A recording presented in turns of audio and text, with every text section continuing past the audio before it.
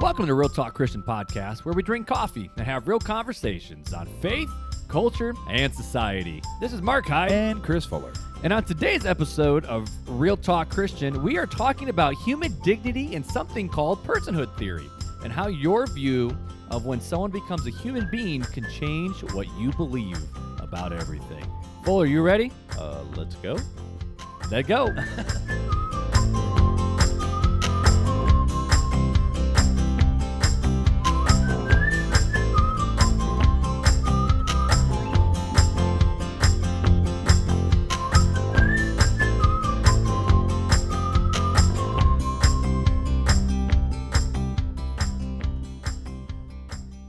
Bro, this Paul Lindgren jam, it makes me happy.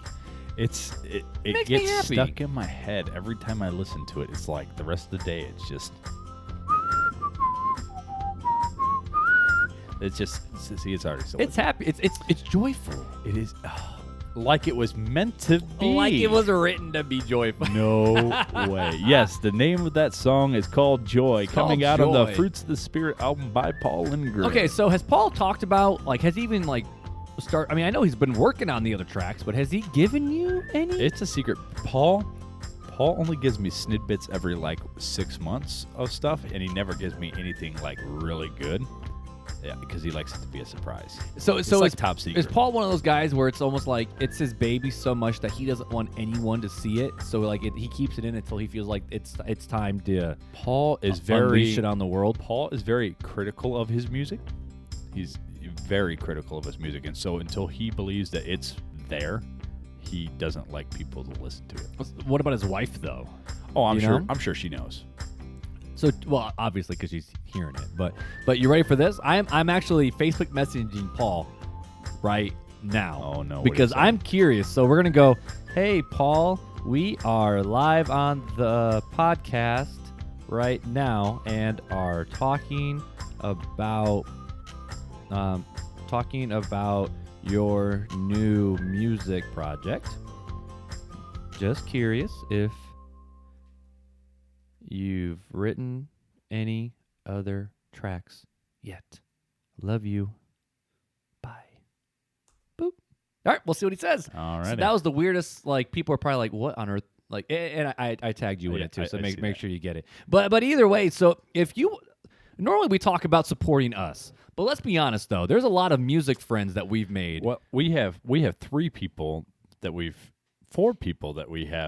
need to push out to support. 4 people. Yep. Paul Lindgren. Paul Lindgren is number 1 on the list because we just Paul's our buddy. heard Paul it. is the friend of the podcast. Oh yeah, I mean he's one of my best friends. So number 2 would be Brandon Soche. Oh, Soche and his new podcast. Which that's right. We gotta go ahead and we'll link that in the show notes so you guys can go check out his podcast. Paul Lindgren just Facebook messages back. Not yet. Soon to start working on it.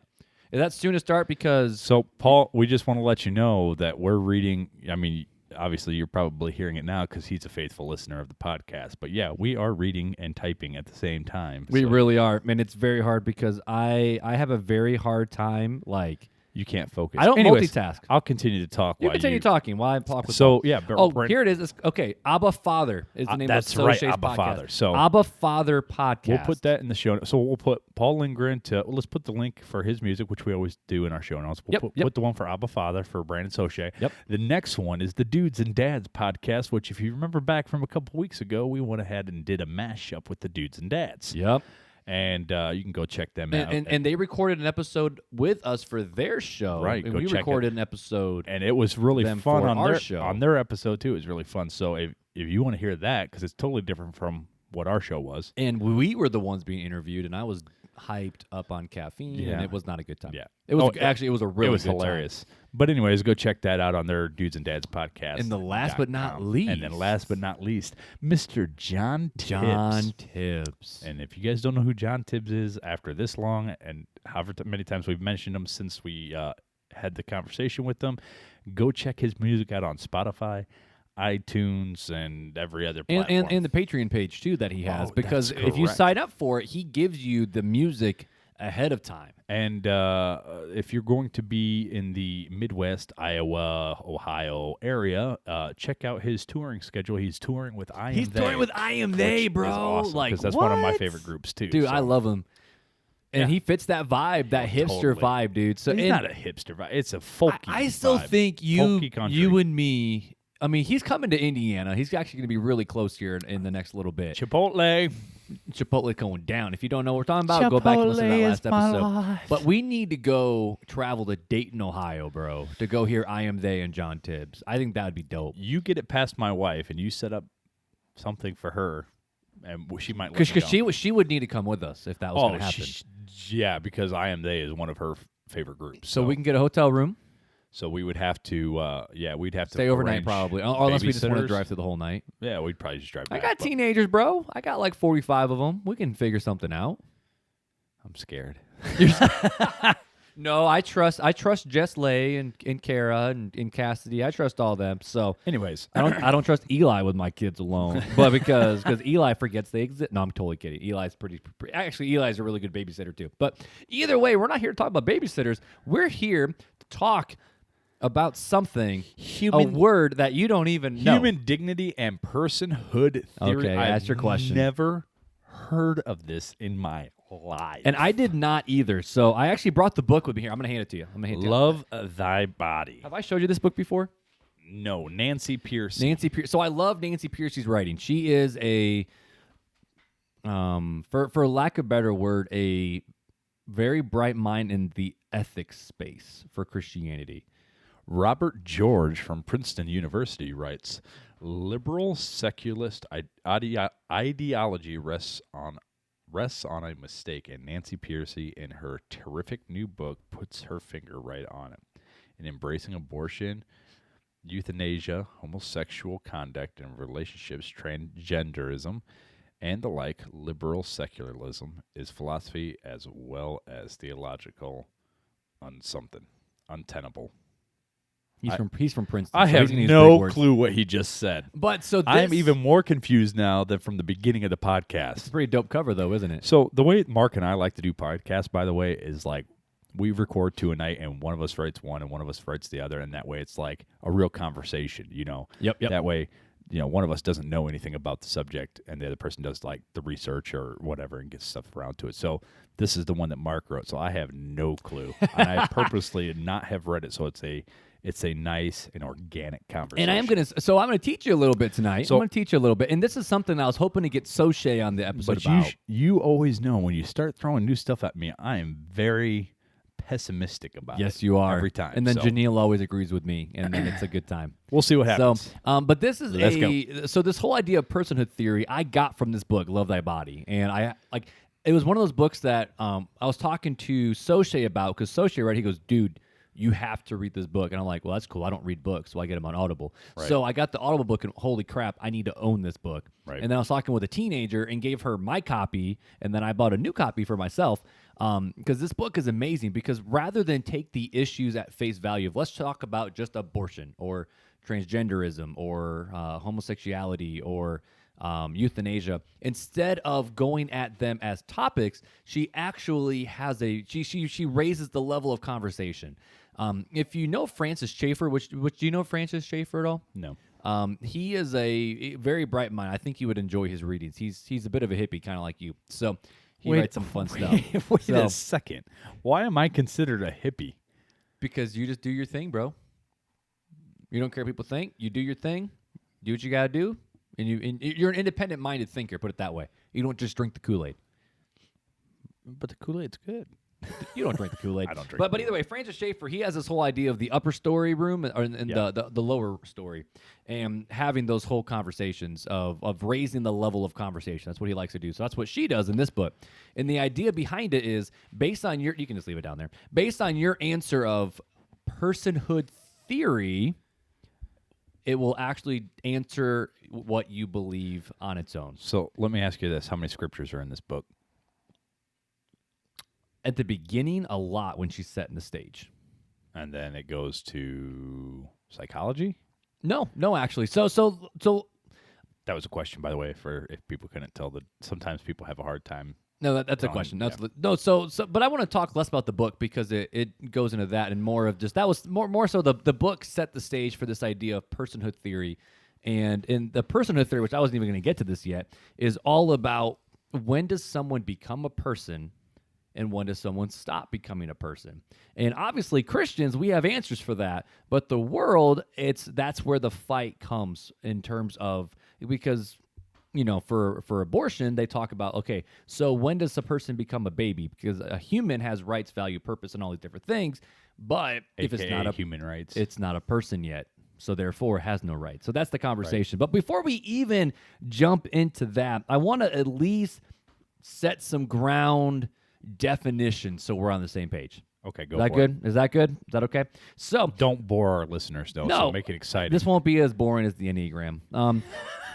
It took 40 minutes for me just to set the stage. You got 5. All right, so set it. Here's the question of what is human dignity? All right, we're going to talk about human dignity, and we're going to talk about that first, then go into personhood theory, and then go into the moral argument. It's going to be a lot of fun. So what is human dignity? This comes straight from the Center for Bioethics and Human Dignity at Trinity International University over in Deerfield, Illinois. And they answer that question by stating this. Human dignity is the recognition that human beings are worthy of a particular level of esteem or respect simply because they are human beings. Human dignity is the way of expressing the value of human beings. And honestly, people agree this across the board. I mean, would you agree in our society that everyone says because you're a human, you have human rights. Worth? Right. There's human rights and even Declaration of Independence. We're all created equal. Right. Which is funny when you think about a lot of things with that. But, this is what society has always done. And it's a hot topic right now. Right. Like human value and dignity and worth is right now blowing up with all the racial tensions that we're having. Where, Black Lives Matter too. It's the fact of just because you're white or black or Mexican, we're all one human race. Right. So we all have value just because we're human beings. Right. And even, topics that relate to human dignity more than just race, but the whole idea of an upper and lower class also is affected by this, where whether you're rich or poor, we all have rights that we should be able to have simply because we're human beings. Now, what those rights are, we have different perspectives on it. But even gender equality is the biggest one for human dignity with, the modern feminism movement, where it's the fact of women aren't just property. We're not we, but, women are people too. And the fact of women's suffrage, where it's like women should have equal rights of votes, equal say, we should have an equal seat at the table, all these different things because we inherently have the same value and worth. And this is where the big push for sex slavery and liberating those who are stuck in the slave trade comes from, because at the end of the day, we're all worthy of a particular level of esteem or respect. Why? Because we're humans. And honestly, I would say everyone agrees with that. I mean, would you say the same thing, or what are your thoughts just so far? Yeah, I mean, I personally do not know anybody that thinks that equality is for, or the lack of equality is right. That we're all made in the image of God. So right, and whenever you look at jobs boards, they always have that clause where we hire not based off of sexual orientation or religion, this, or that, the other. Or it's the fact of we hire the best candidate because everyone has an equal shot at this. Just the best person's going to come out ahead. Right. And what's really fascinating, really fun, there's been a lot of research on this lately, is the fact of Christians have been human rights warriors for forever. Right. Now, I will say this, Christianity has had a really rough stretch over the years with a lot of things, particularly Southern Baptists. Like the church that we're a part of, Southside, is a Southern Baptist church.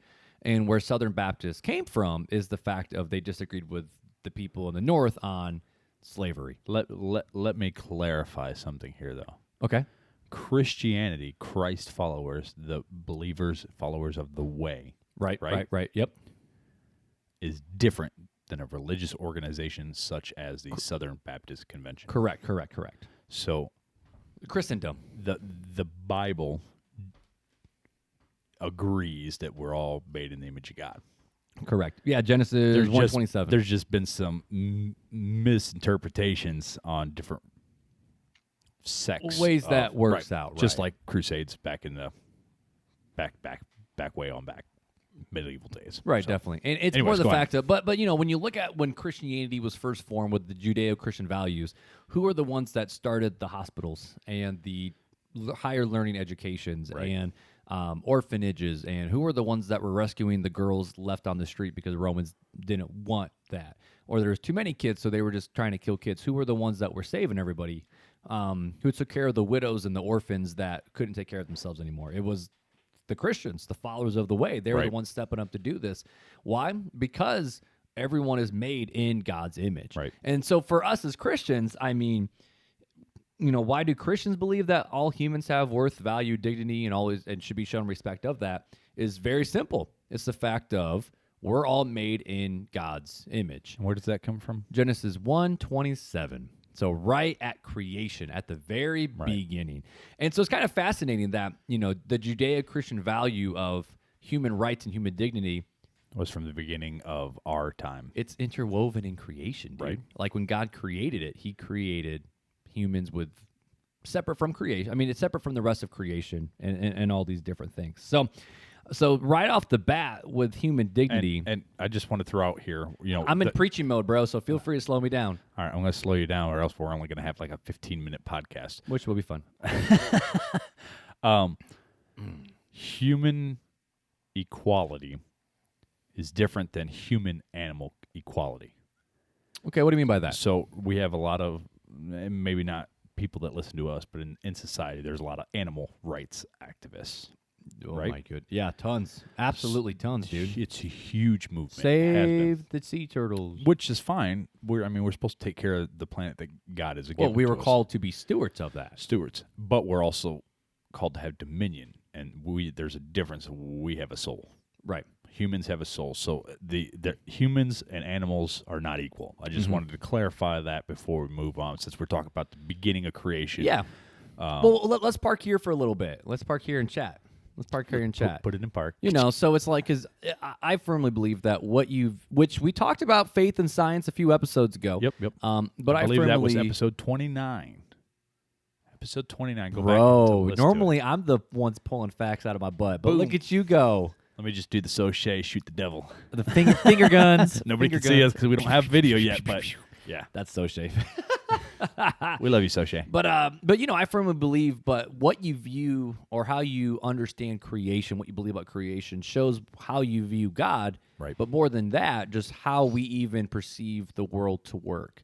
And if we view creation as this thing where God made this beautiful earth, it was wonderful, it was good, it was perfect, and he made animals and he made humans distinct from animals, that shows that mankind we're different than the rest of creation. Right. You know? Exactly. I mean, we're even different than angels. You know what I mean? Like, the angels are like, wow, like, look at these people, this creation that God loves. Like, And one day, I don't understand how this will work, but we'll rule. Right. Yeah. angels. Isn't that crazy? Yeah. I mean, that's what the Bible says, that we're going to rule over angels. I mean, It's just like, what? that's a lot of pressure, God. A lot of pressure. But either way, so as Christians, I mean, we talk about, can faith have this, place with science? Right. But at the end of the day, for us Christians, before we even talk about anything with abortion or equality with genders and Right. these different things, we all have to come to the logical conclusion of, if we believe God, if we believe that he's an all-good, all-loving, all-powerful, all-creator God, Right. he made humans with value and worth and dignity, and he loves his creation. In fact, he sent his son to die for this creation that we screwed up because he wanted us back. But, so human dignity is one of those things where I don't think anyone in their right mind would disagree at all. Yeah. That all humans have worth. Now, to what extent versus other things, okay, there's room for conversation in there. So the question is, though, why is there such a disagreement then on things like abortion and things like sex slavery or just slavery in general, or Within the all church these or within different things society? in society? If everyone believes that humans have rights and dignity and worth, why are so many people okay with euthanasia, or if someone goes into a like that one girl who she went to the coma, was in the vegetative state, and the whole family wanted her to be saved, but the husband wanted to pull the plug, and there was Right. this massive lawsuit. And that's where a lot of this whole idea of personhood theory comes from, because personhood theory, just in short of what is personhood theory, personhood theory asks the question, when does a person become a human, and when does someone cease to become a human? And the reason why that's important is, everyone believes in human dignity and equal rights, but the question is, when does a person become a human, and when does someone cease to become a human? If someone is not deemed to be a full person, then they don't have the same rights Right. as when they would or used to be a human. And where do these worlds collide? If someone can dictate when someone is a person, then they can dictate if they have any worth. And if they don't have any worth, then it doesn't matter what we do with them. And that's why this whole idea of abortion and euthanasia are the two biggest ramifications for this. Right. And so the question that I kind of want to talk about today is, as a Christian, from a Christian worldview, we're two Christians. It's a Christian podcast. It's real talk. It's real talk. So Right. when does someone become a person, and what should we do about it? How should that affect our whole worlds? Well, I'm gonna just bust out the Bible because that's what I do. That's Anyways. what you do. Jeremiah 1:5. Okay. Jeremiah 1, Old Testament. All right, Jeremiah bro. 1:5. I knew you before I formed you in your mother's womb. Before I formed you in your mother's womb. Before you were born, I set you apart and appointed you as my prophet to the nations. Now, this was God speaking to Jeremiah. Right. Specifically Jeremiah. So, but if God knew Jeremiah before he was in his mother's womb and had set him apart and appointed him, wouldn't you say he was a person before he was in his mother's womb? Right. And even so, is it Psalm 139? Is that where it's like I know that's where the dangerous prayer comes in, where search my heart. But verse 13 says, "You form my inward parts, you knitted me together. I will praise you, for I am fearfully and wonderfully made." And it talks about this whole idea of, God loves his creation even before, quote unquote, we're popped out of the womb and start breathing and learning and having all these different things. But at the end of the day, the question is why is this whole idea of personhood theory important? That's kind of where we're going with this. And this might end up being a short podcast. I don't know. Maybe not. Maybe not. We seem to get deterred a lot, or go. We into do get deterred a lot. Anyways, go ahead. So this is why it's important to me, and this is why it's something that I've been chewing on a lot. All right. So, and this is where we can get into the whole good conversations of morality and moral argument and this type of stuff. But if someone believes in evolution, we're going to go here, all right? So if someone believes in evolution, that we all have a common ancestor, survival of the fittest, we just came from, I don't want to say we came from a fish, and then a fish became a bike, and then the bike became an eagle, and the eagle then became that's not how it works. I hate it when Christians do that because that's illogical. But at the end of the day, if someone believes in evolution, my question is why is there equality? Because, if we believe in evolution, that we all came from a common ancestor, it's survival of the fittest, if you're just weak, does it really matter? You're the weaker being, so therefore you don't deserve to be here on this earth, and the more weak we kill off, the stronger we can be. Well, I think from a Christian standpoint, you can't really believe, if you're a Christian and you've read your Bible and you truly believe that it's the infallible Word of God, you can't believe in evolution, because we just talked about how we have dominion over the earth, correct? As right. People that are, as creation that is created in the image of God. And some people will say that the animals all evolved into different things over billions of years and God created humans. But how can that be when Adam named the animals one? All right, we find that in Genesis 1. And if animals, plants, whatever, don't have souls, God did not. Genesis does not say, and God took the animals and the plants and breathed the breath of life into them. No, he said that for for Adam. He breathed the breath of life into Adam. And so because of that, that's where most theologians get soul from. That's the soul. God is breathing that life, that soul. And we are the only creation like that.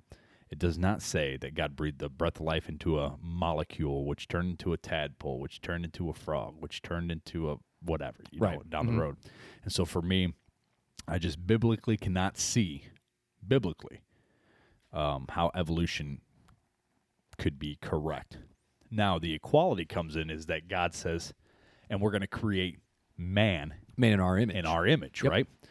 And then we are going to create woman from man, which is in my image, so it's still an image, to be a helpmate.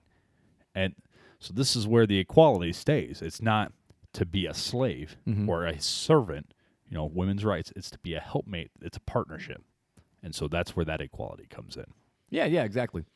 And so, when we talk about this whole idea of the equality, the argument and the fight, here we go down our rabbit trails. Right, this is one of the arguments that they make for, women leadership in the church and other things like that, where it's the conversation of, okay, so since there's neither slave nor Greek, Jew or free, but we're all one in Christ, we're all made in the image of God. Right. How come throughout history, women have always been suppressed as the lower class? So, which I will say, the Old Testament is a patriarchal society. But however, our society, the question is, we talked about this, who creates culture? Is culture bad or is culture good? Right. And, the Old Testament is very much a patriarchal society. So it's the way God set it up, okay? Okay. Now, don't get mad at me. I'm not God. This is the way God set it up, and we're all God's creation. So if you don't like it, tough cookies. This is the way I look at it. But God has placed headship on men. All right. So men we hear about the head of the household. Men treat your wives like Christ treats the church, because Christ is the church, the head over the church. So on and so forth. It's just a role. It doesn't make you less, right? Right. But it does create more responsibility on the man to lead his family, right? And it creates a lot more responsibility on the woman to follow with the man in that partnership and be that helpmate, okay? So I always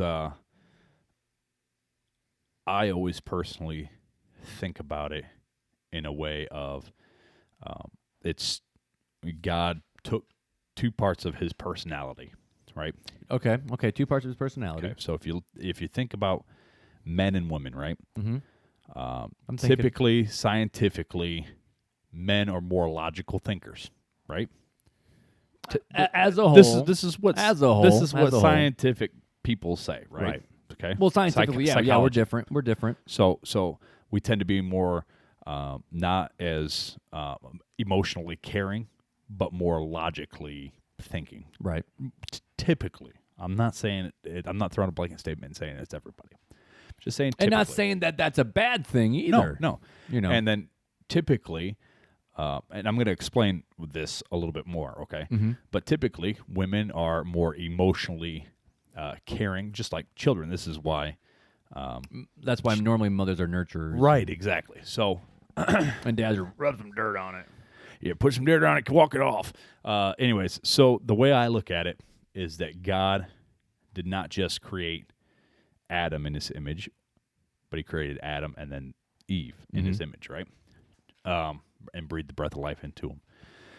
And God put half of his personality in man and half of his personality in women. And so when the two come together and become one, just as the Father and the Spirit, or our Father and Christ are one, then you see the whole attribute of God as that partnership working together. Now, I know it's a little far-fetched. I know. You can't see my face, but I'm like, huh. You're like, what? Because this guy's lost his crackers. Well, I think it's more the fact of. But here's why I say that. Yeah, no, keep going. So you look at the God of the Old Testament, as people like to say, right? Right.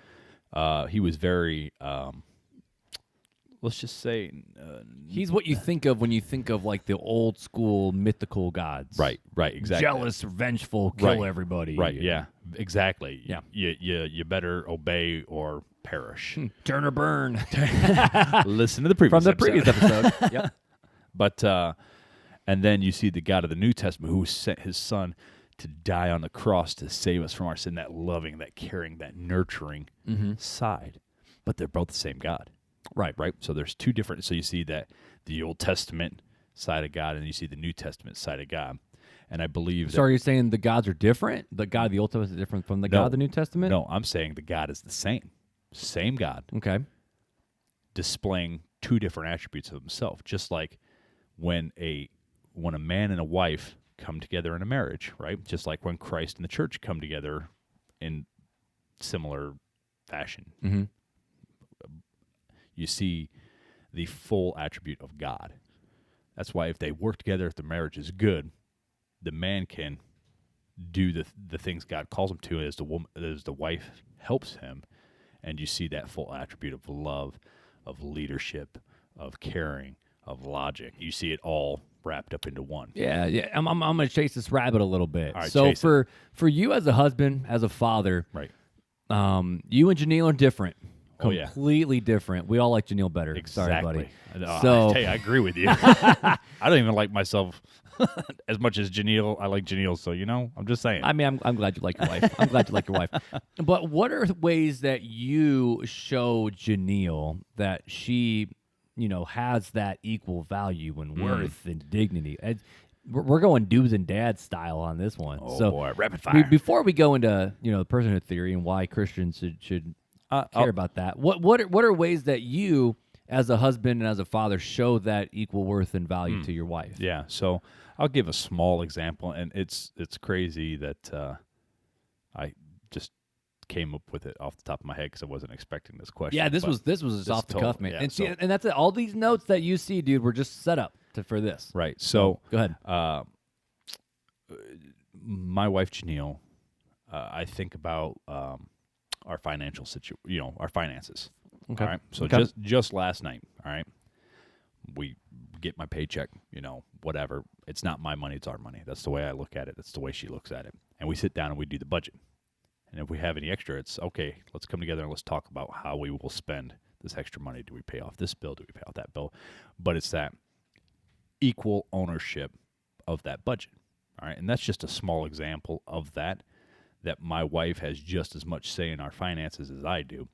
But to even take it a step farther, like when I switched my job careers, okay. Which how many years ago was that? 3 3 years ago, I didn't make that decision without my wife. I don't make the decisions without talking to my wife. We're partners in this together. What affects me affects her. What affects her affects me.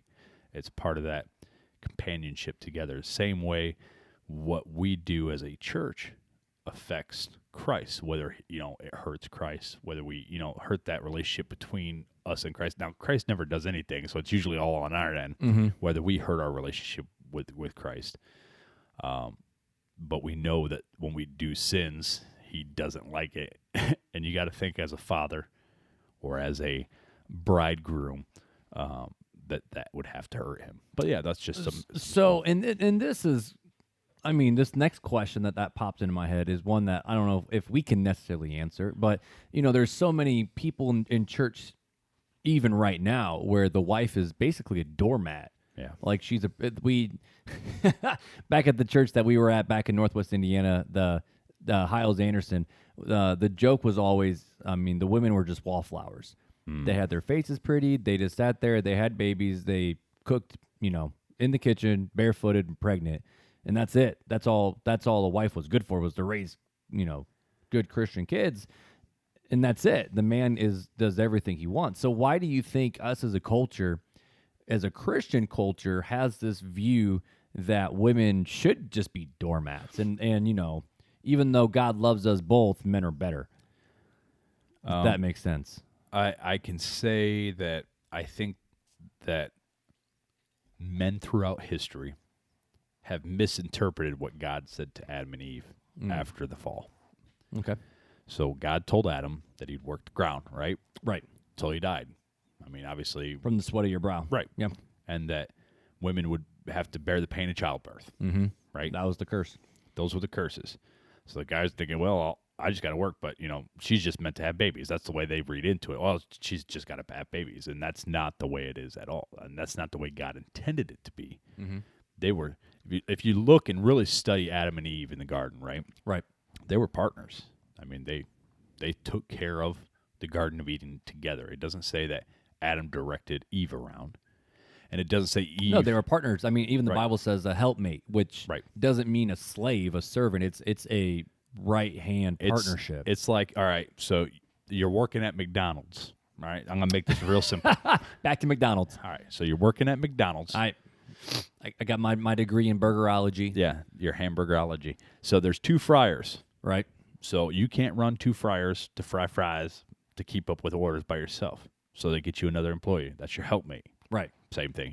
You're no better than that person. No, you're working together for a common cause and a common goal. Exactly. And you might have different roles in that. Like Chick-fil-A, let's go with Chick-fil-A. Because this is an easy one. The fry person is the fry person. The chicken person is the chicken Right, person. there The you bagger go. is the bagger. They have their roles. That doesn't mean one's better than the other. No, they're all the same employee, same pay. Unless all you're the that. manager, then you are better than the rest. Well, But- that's just God's role. He's the manager.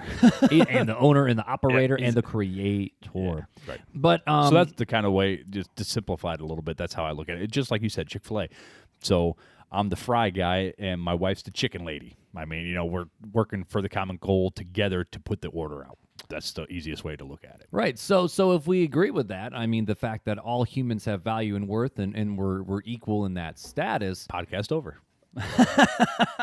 Well, Just kidding. shifting gears. All right, let's shift. Why are there so many fights out there about abortion and that, the baby's not a baby until, and I don't even know if you knew this, there's a professor out there, I was talking with Associate about this earlier today, I think he might also be at Princeton. He actually believes that a person's not a person until they reach certain milestones, and in his mind, a person's not a person until they're like first grade.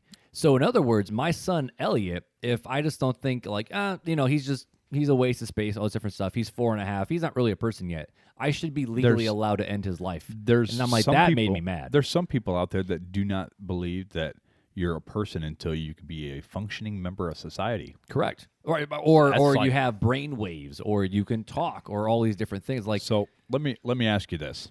All right, go ahead. why do Christians believe that in the womb you're a person? You answer me. It's Because you're still made in. I mean, if you're made in the image of God, therefore we aren't the ones who dictate when someone becomes a person. Where do we get that from? That in the womb. Where do we get that we got this from? Where do we get this theology from that the person is in the womb a person? A couple places. I mean, Genesis 1 just talks about we're made in the image of God. But Let's see just Psalm 139. Yeah, where it's the fact that God formed us in our mother's womb. so the Bible, right? Yeah. Oh, you're We're- looking for the Sunday school answer. I'm going youth pastor on you right here. No. No, you're going children's director, bro. So I mean, where do we get the Bible from? Easy. we get easy it. question. Well, it's not from God. It's from people who were inspired by the Holy Spirit. It was God breathed, right? Correct. Okay, so we get the sense of morality for when a person is a person from God. Correct. Okay, 100%. We track that. Right. So what about murder? Where do we get that morality from as Christians? The fact of God says, "Do not murder," because if you murder a person, you're murdering an image bearer. All right. So who is the creator from the beginning? God. Okay, so if we're getting these moralities from God from the beginning, So, wouldn't you say that morality comes from God? 100%. So why do we lack certain ideas and changing the ideas of our morals now? Right? Right.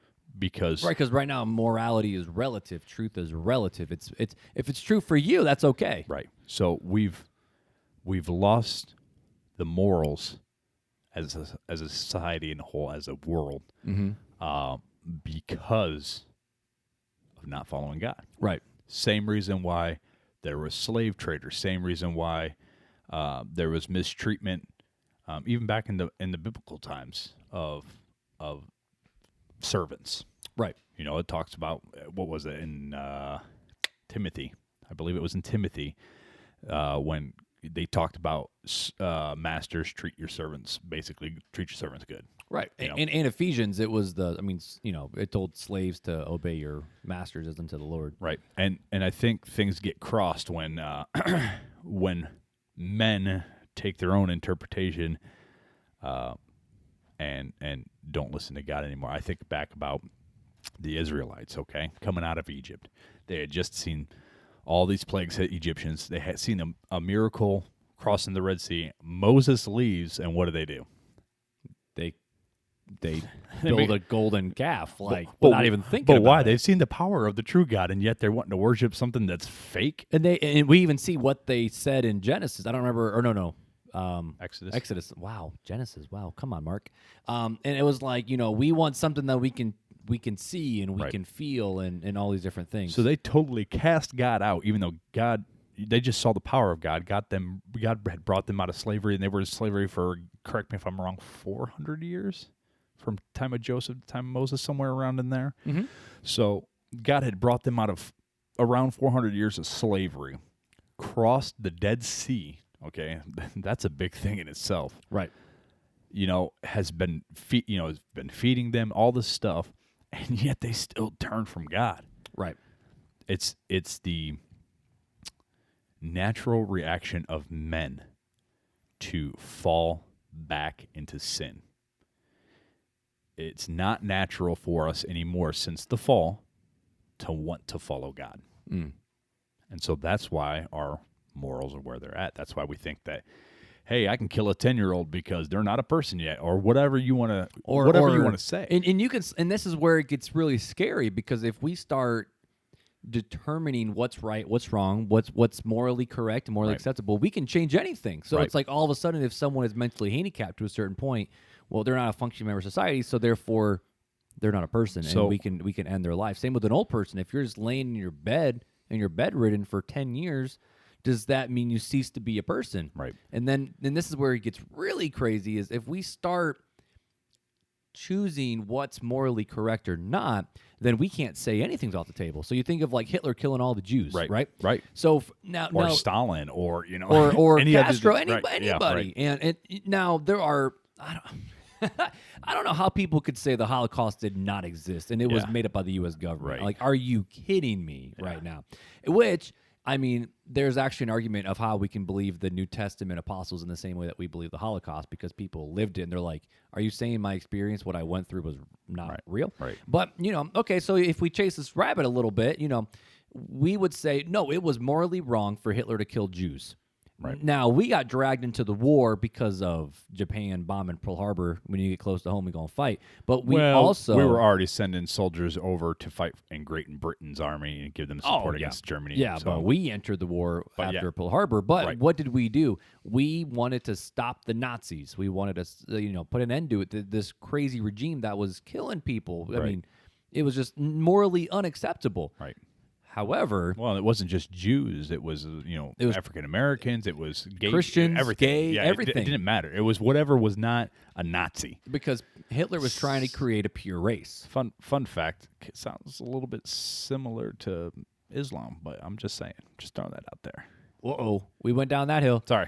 Anyways, back on track. But anyway, so if we're the ones who say morality is right or wrong, about all these various different things, how could we tell Hitler that he was wrong? Because in his eyes, morally, he was correct. He was trying to kill those who killed Jesus, which is funny because Jesus was a Jew, and all these different things. And we cannot say Hitler was wrong, because all of a sudden we have changed the definition in terms of morality.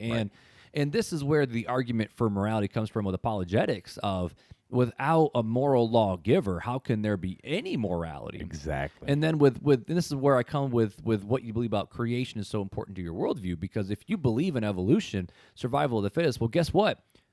The Jews were just weak.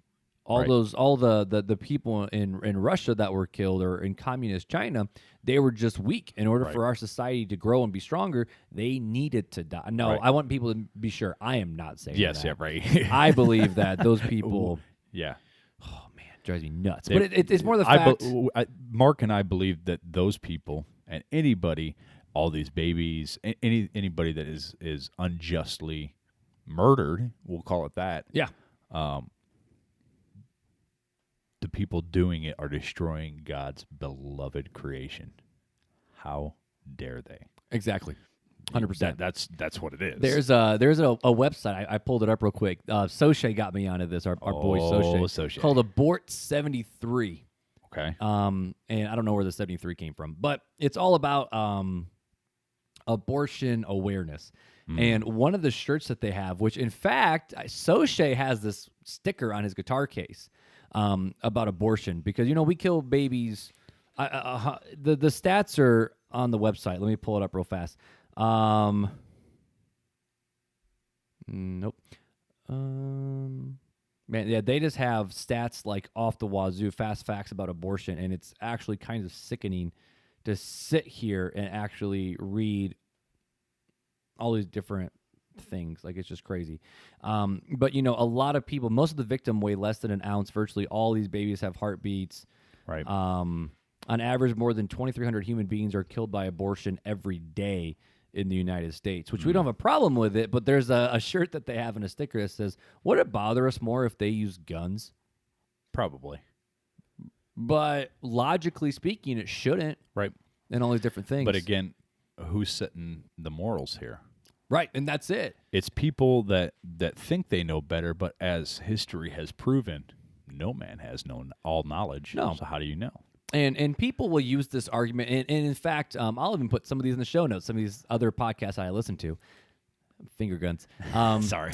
But, the idea of people will say, oh, you know what? Well, society has told us that it's not good to kill off the human race and this, that, and the other. But what if, for the sake of society, it was good to kill off the human race? What if it was good to do this? What if it was good to so like back in the right? day? I mean, you got to figure out who's right here because even within the past 50 years, there was a law in China that said, you're only allowed one child, right? Right, because that was good for culture and society. Right, but here in America, it wasn't that way. I mean, that was during the time of the baby boomers, as you like to say. Right. But so which society was right? How do you know? And Right. again, if we don't look at the laws of God and the Word of God, there is no way of knowing because He's the one that has set up morals for us, and we are the ones that walk away from God, and because of that, we become more and more like Sodom and Gomorrah. And what's crazy about all of this is they've even have stats of if a woman who is now a lot of times, I will say this,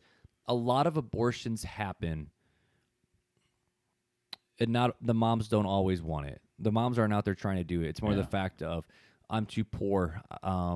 There actually is not a like the it's still not okay, but the statistic of they conceive because of a rape, so what if they don't want it? Like, that's so far down the pole. But a lot of times these moms are from impoverished areas and all these different things, and they're scared. They don't know what to do. And the second they see a 3D ultrasound of their kid, they know it's a human being, and we try to dehumanize what's in the womb, Right? Because of the I mean, I don't want to use that voice, but because of women rights, and they have control of their own bodies. But the question is what about doesn't the person on the inside have a say too? Right. Like, if we're going to end at the default is life. The default is never death with human beings. The default should be that God has created something. Right. So if the government stayed out, what should be the default? Obviously not. Or if people would stay out of the process, it's life. And how would that be handled? Say I hate to say a rape case. Right. And you know how I feel about it. We've talked about it early on in the podcast episodes about how we both detest I can't even hardly watch shows that have it in it because it just disgusts me and upsets me so much. Mm-hmm. But say a rape case happened, all right? And say the government wasn't involved and we go by God's standards, which if we went by God's standard and the whole world followed God's standards, there would be no rape, but we don't. So we're going down this rabbit trail. Mm-hmm. So say it happens. Say a Christian woman gets raped and decides to follow God's laws, doesn't want to have an abortion, and has the baby, and decides that she's too poor or whatever, and gives up the baby. What's the purpose? What's the next calling? Well, the calling is for Christians to take care of the widows, the orphans, which that baby would be an orphan right now, the sick, the poor, which would be that woman. So the church has a set of things that we should be doing The problem is that we as the church are failing in the areas that we're supposed to be reaching out and loving others. And this is why I wanted to have this conversation of personhood theory and human worth and dignity, because, if we were just going to say, let's talk about abortion or let's talk about this, everything stems from the fact of what makes a human. And the answer is, now, if there's no moral lawgiver, if there's no foundation of truth, well, then the answer is, well, whatever we want it to be. Free for all. Right. It's I don't think they're a person. Oh, I think they're a person. Okay, so who's right and who's wrong? Right. And if the answer is, well, whoever's stronger, that's who's right. Right. But if we have the answer of, no, all humans are made in the image of God, and they're a work of art. They're a beautiful creation. In fact, they aren't just a beautiful creation. They're God's fellow image bearers, and we have to step up and I love this quote. You're supposed to love your neighbor. Who's your neighbor? Everyone you come into contact with. Well, what about your unborn neighbor? Right. Like we're supposed to be able to take care of them too, and not as Americans, but as Christians. I don't know if there's. I don't think there's a scripture on this, but we look at Genesis and God breathed life into Adam, right? Right. I wonder, and this is something that I'll have to know when I move on to heaven. When I die. When you die, yeah. When I die, not when you move on, or rapture, or however it's going to happen. That's good. I don't believe in the rapture, but nope. Another podcast. Keep going. Anyways, so my question would be: in the womb, does God breathe life into that baby? Like at conception, is there? We always think about, close your ears, young listeners. There's the egg, and there's the sperm, and it swims and attaches, and however gestates and all that. But is it more than that? Is it God breathe? Does God breathe life into all that process? Even though it's a process, I just question. I mean, I don't know how to answer that. And what's interesting is I think it does, our beloved Mayor Pete has actually used the Bible in honor of abortion, where he says, well, even God says, Adam wasn't, which is true. Adam was not a human until God breathed into him the breath of life. So therefore, if you're not breathing, well, then you're not a human. And all of a sudden, it's like, bro, you can't do that. Can I just say that whenever Mayor Pete tries to quote the Bible, one, it's most of the time it's misused, and two, if he really believes in the Bible, then he should be having a different lifestyle than living with a quote-unquote husband. Mm-hmm. And we don't want to talk about Mayor Pete in this episode, but no. But anyways, go back to if you want to hear our thoughts on that, go back to episode 10 where we talk about. And in fact, I need to bring a certain guest onto the podcast. But anywho, back in reverse. So how you joked about it being a short podcast. Yeah, we're at the 52-minute mark. Oh my goodness! Well, let's land this plane. I mean, at the end of the day, this is why I wanted to have this conversation. Is the fact of, and you hit it with the idea of morality. Mm-hmm. It's the fact of, if we're gonna have a set of morals as a society, as a culture, they can't be relative, because society, culture is always changing and adapting, and what might be good for you, it's too fluid. So as Christians, as humans, we have to look at this whole idea of, okay, well, if there is morality, there has to be a moral lawgiver. Oh, there is morality. And we right. And we see that in God. We see that since the beginning of creation. We see that all over the place. And it's the fact of, God has made a good creation, and we are all fellow image bearers. So therefore, all humans have value and dignity and worth. And as Christians, we need to choose this day whose side we're going to be on. Are we going to be on the side of God and morality, or are we going to be side on the side of the world and fluidity? Right. And this is what scares me, because me, I'm very much, I don't like to burn bridges. I like to build bridges. Right. But I think of the Apostle Peter and, was it John, where they were preaching the streets, and the Jewish leaders were like, you need to stop preaching Jesus. And Peter basically was like, well, I fear God more than you, because you might be able to kill my body, but God can kill my body and my soul. We actually just talked about that. Yeah, last episode. So. But at the end of the day, the question is us as Christians is, do we have the guts to say, you know what? No, all humans have rights. All humans are created wonderfully and beautifully. whether they're like mentally handicapped or Right. old or broken or unborn or all these different things. Yep. As Christians, we need to stand by God's laws and truth and realize that everything that God created is fearfully and wonderfully made, and God does not make mistakes. He's perfect. Therefore, a perfect God cannot make a mistake. So nothing is a mistake. Mm-hmm. And we need to stand on this side of the line with God. Right. Because if we don't, we choose destruction, and not only destruction of this physical body, but of our spiritual body, which God has breathed into us. So that's my final thoughts. You got any final thoughts? Not really. I mean, the whole episode was kind of my final thought. Mine too. It's more of, I guess this is it. And this is what I told the teens the last time that I taught. And the whole idea, the fact of this is why creation is actually so important, because what you believe about creation is important because it shows you what you believe about God and how the world operates. Right. And it's so cool how everything that we're still dealing with today was a part of God's creation. You Right. know, it's just super cool. But hey, so as we land this plane and finish out this conversation, we would love to know your thoughts, your conversations about human rights and dignity and worth. And if you have even put some pushback about some things we said, Yeah, go for it. give it to us. Now, I will. If you're this far in the episode, you have listened to the episode, because I hate when people respond to things when they haven't listened to anything. See the clickbait and be like, oh, Let's attack the clickbait. But anywho, so the Facebook bullies. well, speaking of Facebook, it starts with an F, so that's the only thing I can transition into fun facts with Fuller. I was like, how do I transition to fun facts with Fuller? Facebook, F, fun facts. Oh, fun facts with Fuller. Let's do that. So, Fuller, do you have a fun fact for us this evening? I have a fun fact, and I don't think anybody can disprove this fun fact unless they've been out of this world. So here's my fun fact for the day. Michael Jordan's been out of this world. He's been in the Looney Tune world. Space Jam? Count? Yeah. Space Jam? No, it does not count. Anyways, you ready for this, or are you going to just... I mean, I'm really not ready for any fun fact you have, so let's go. Fun fact of the day. Fun fact of the day. Did you know space smells like seared steak? All right, you ready for it? Here's the explanation.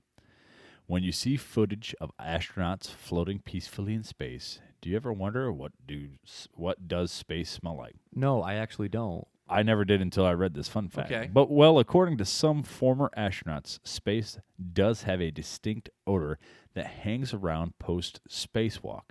They describe it as a hot metal or searing steak.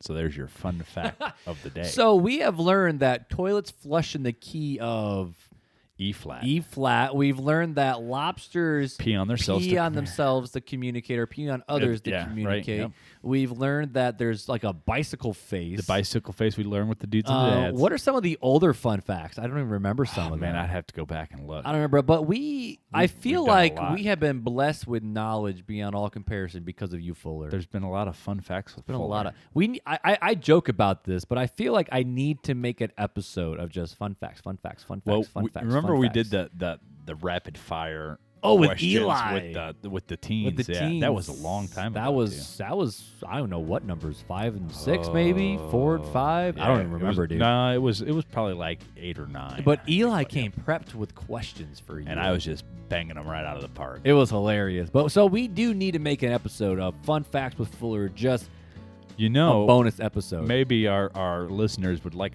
I'm probably shutting us off right now because we're just rambling on. But maybe our listeners would like a patrons page, and we can like make that part of it.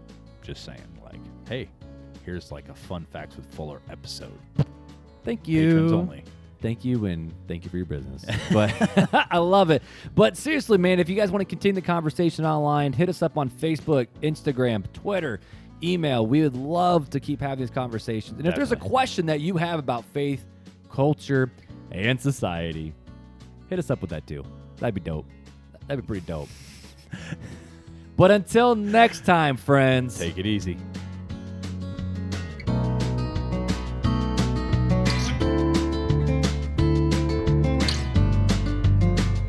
Thank you for listening to Real Talk Christian. To help get our podcast into the ears of other people who need to hear these conversations, we would love for you to leave us a review on Apple Podcast or Google Podcast. To keep the conversations going, feel free to follow us on Instagram and Facebook and share our content with others. See you next time.